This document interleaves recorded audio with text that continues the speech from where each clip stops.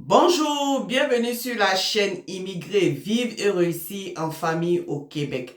Je me nomme Salmata, je suis enseignante en orthopédagogie. Dans cette vidéo, aujourd'hui, nous allons parler de la fameuse rencontre de parents de l'étape 2. Pourquoi particulièrement de l'étape 2? Parce qu'à l'étape 1, la plupart du temps, l'enseignante va rencontrer tous les parents de la classe. Ça veut dire qu'elle veut c'est-à-dire qu'elle veut se faire une idée du fonctionnement de votre enfant en classe comme à la maison. Maintenant, à l'étape 2, vous êtes convoqué en tant que parent.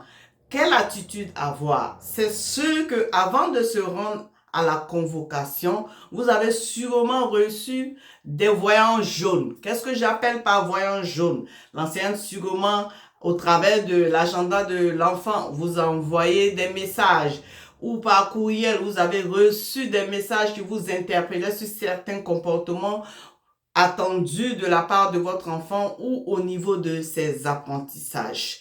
Maintenant, moi j'aurai 4 petits conseils à vous donner ici en tant que parent.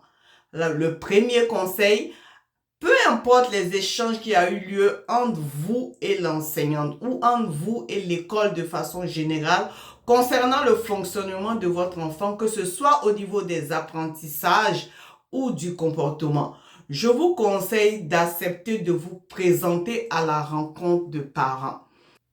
Sûrement, l'enseignante vous a envoyé un papier sur lequel on vous demande de choisir une date. Vous avez regardé les dates, elles ne vous arrangent pas. Ne dites pas que vous n'allez pas vous présenter. Faites des propositions à l'enseignante de votre enfant. Donnez au moins 3 disponibilités pour vous rejoindre. Si ce n'est pas possible en présentiel, faites des propositions en virtuel.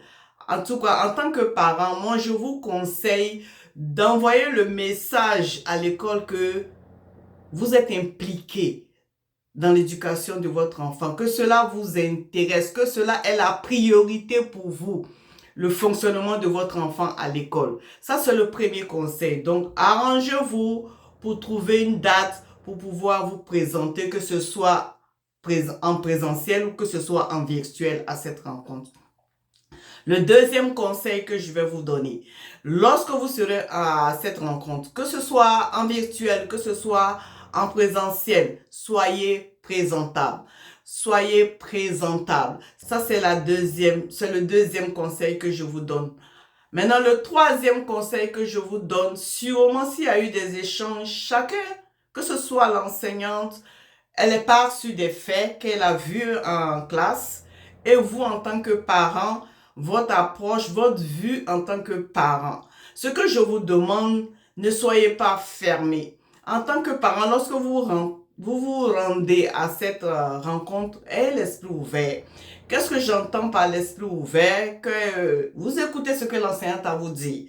Que ce soit au niveau des apprentissages, que ce soit au niveau du comportement de votre enfant, vous écoutez tout ce qu'elle dit, qu'est-ce qui se passe en classe avec l'enfant, et puis vous demandez qu'est-ce qui a été mis en place et qui n'a pas fonctionné.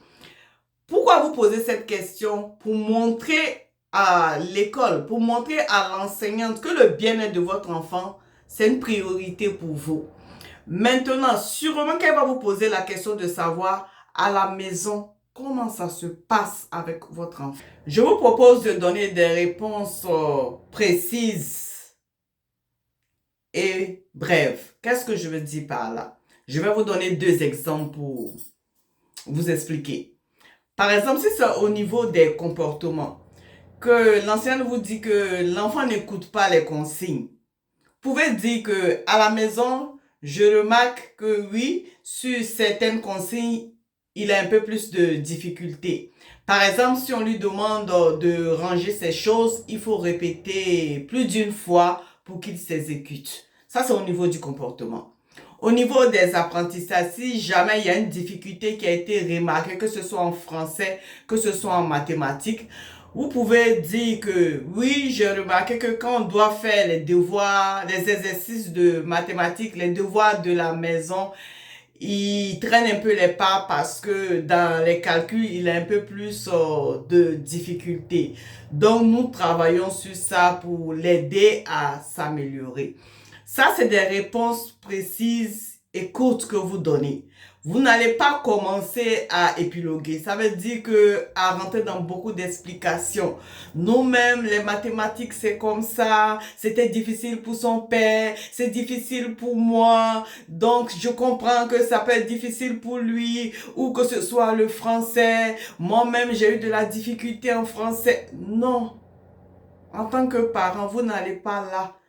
Vous voulez des solutions pour aider votre enfant. Ça, c'est le troisième conseil que je vous donne. Le quatrième et dernier conseil que je vous donne. Vous dites à l'école, à l'enseignante, que vous allez mettre des choses en place pour aider votre enfant. Que ce soit au niveau du comportement, que ce soit au niveau de l'école, vous allez vous associer à l'école pour que ça se passe bien à l'école. Donc, au niveau du comportement, ce qui est attendu de l'enfant à l'école, vous allez travailler ça avec votre enfant, que vous allez parler à votre enfant pour qu'il améliore son comportement à l'école. Concernant les apprentissages, au niveau de là où il y a la difficulté, que ce soit en français, que ce soit en mathématiques, l'enseignant sûrement va vous expliquer ce qui est plus difficile pour votre enfant. Vous allez montrer à l'enseignante que sur ces difficultés, vous allez travailler, vous allez faire plus attention à ces choses que l'enfant vit à l'école. C'est comme je l'ai dit dans la vidéo précédente, qu'il faut communiquer avec les enfants. Il faut chercher à savoir qu'est-ce que votre enfant vit à l'école. Que ce soit au niveau du comportement, que ce soit au niveau des apprentissages, c'est important dans le système scolaire québécois.